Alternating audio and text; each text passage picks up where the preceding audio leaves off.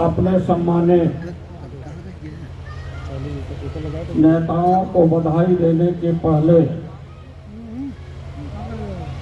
इतनी बड़ी संख्या में और इतने अच्छे लोग काफी लंबे समय से बाबा साहब डॉक्टर अंबेडकर जी के मिशन को और एक कार्य के रूप में अपने हौसले के साथ इंडिया अलायंस के प्रत्याशी जो बहुत ही होनहार और कर्मठ हैं,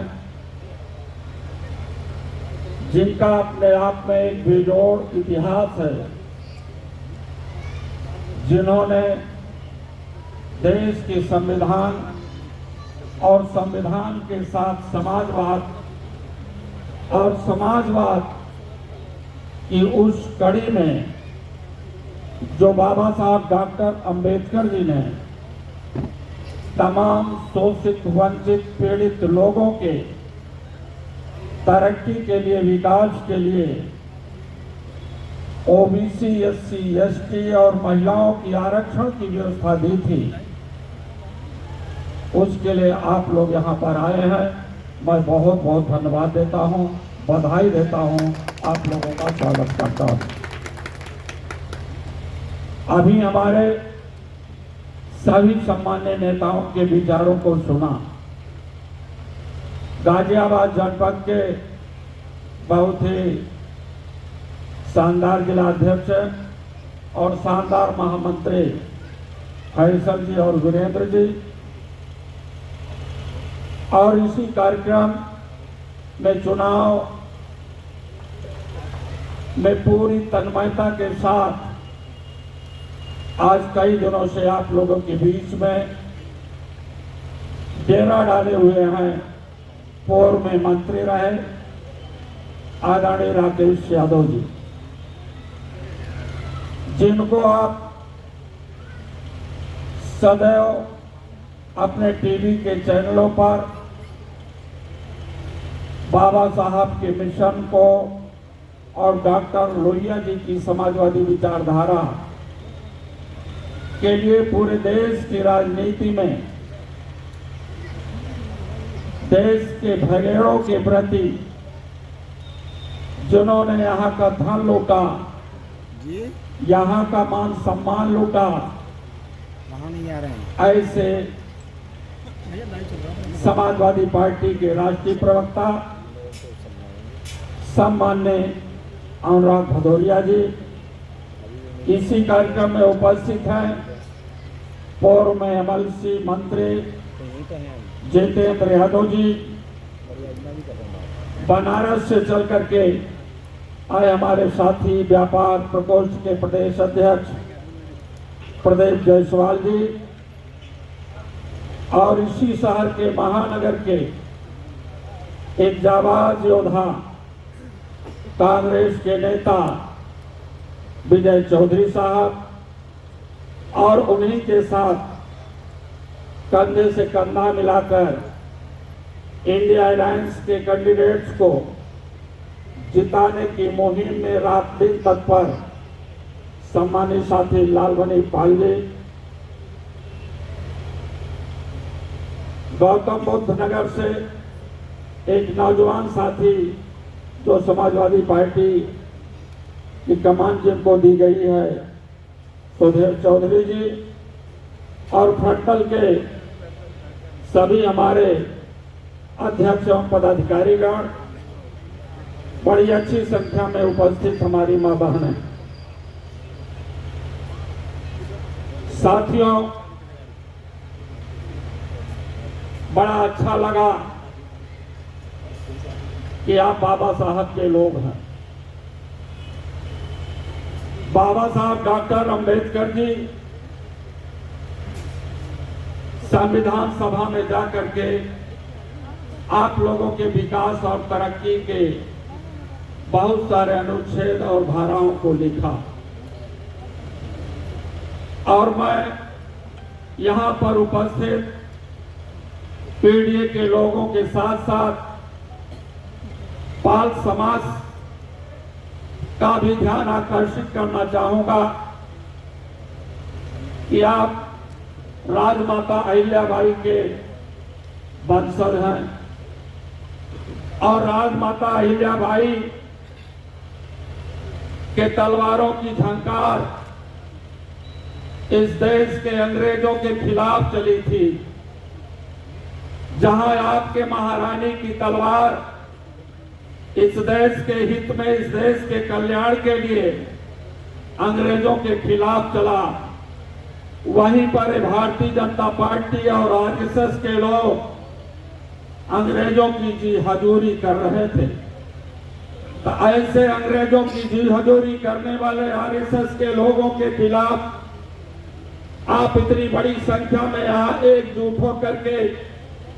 इस मुल्क में, जब देश की सत्ता पर 2014 से लेकर के 24 तक वही अंग्रेजों की जी हजूरी करने वाले लोग, जब हम लोगों के बीच में तमाम प्रकार के अगला और नफरत और झांसे में लोगों को डाल करके हुकूमत हासिल कर ली, तो उन्होंने एक ही काम पूरे देश में किया है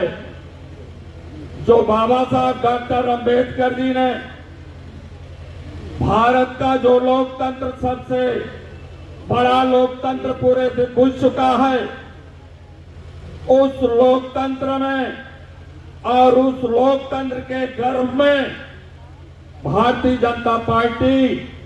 अंग्रेजों की जी हजूरी करने वाली पार्टी,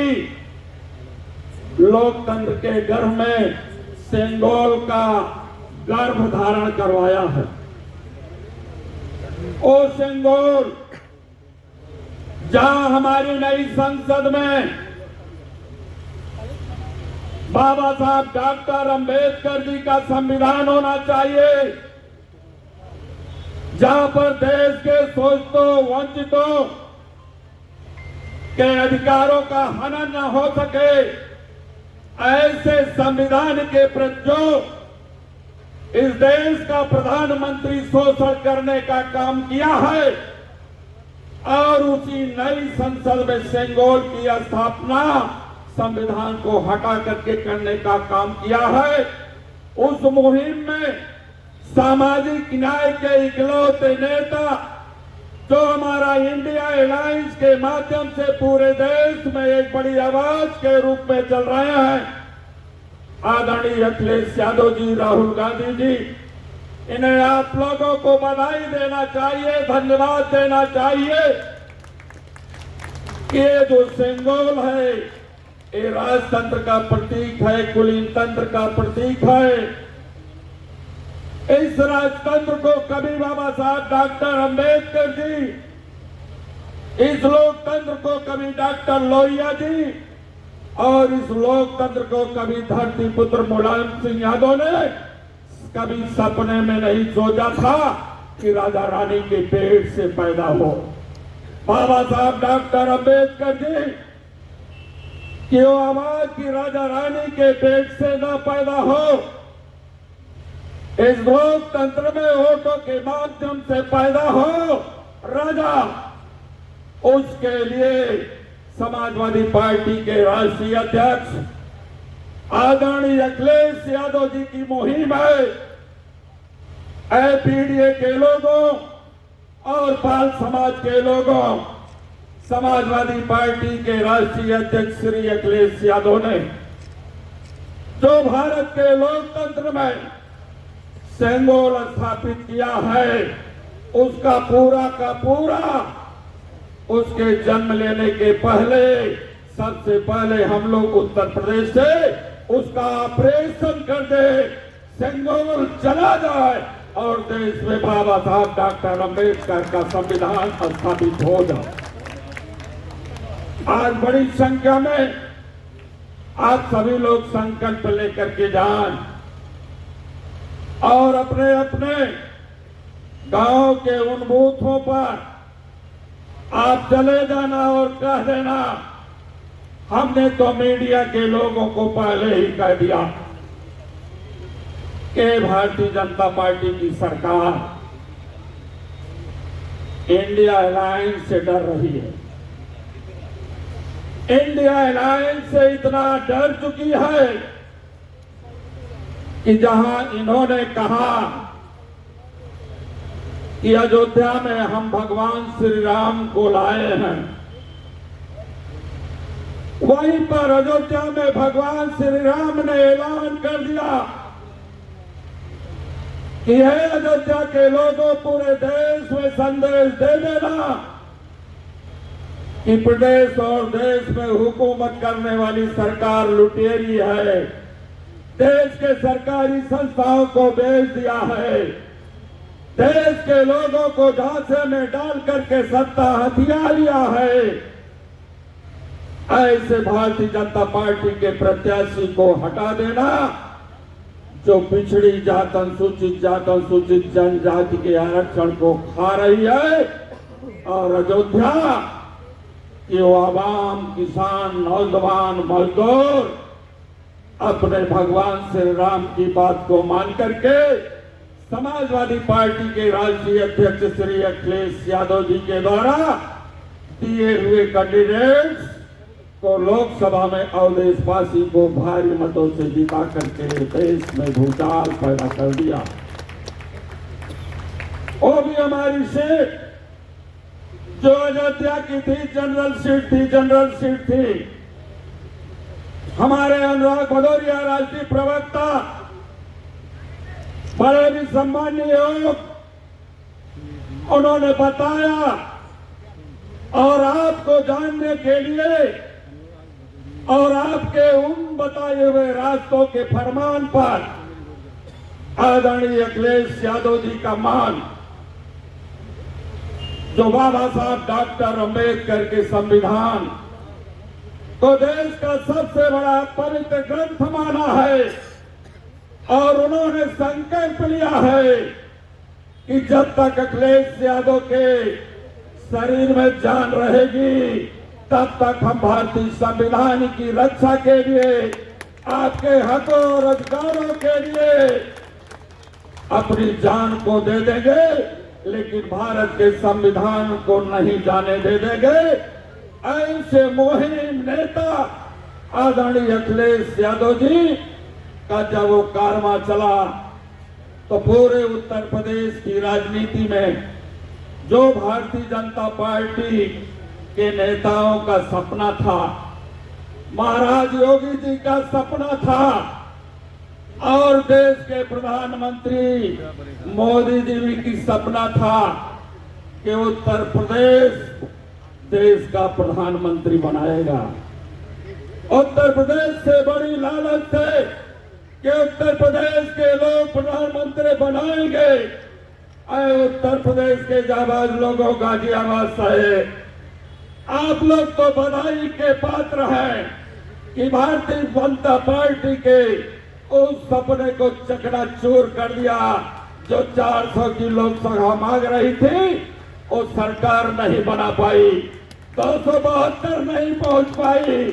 240 पर सीमित हो गई, और 240 पर सीमित होने के बाद लंगड़ी सरकार बना लिया। ये लंगड़ी सरकार कितने दिन चलेगी? मैं तो धन्यवाद दूंगा कि अपने आप को डबल इंजन कहने वाले लोगों को शर्म नहीं आती है कि इंडिया अलायंस की मुहिम तुम्हारे बड़े इंजन को लीक कर दिया है। उसमें डीजल और पेट्रोल अब नहीं टिकेगा। 2024 का उपचुनाव लोकसभा के बाद आया। आप जानते हो कि 10 विधानसभाओं का चुनाव उत्तर प्रदेश में होना था। 10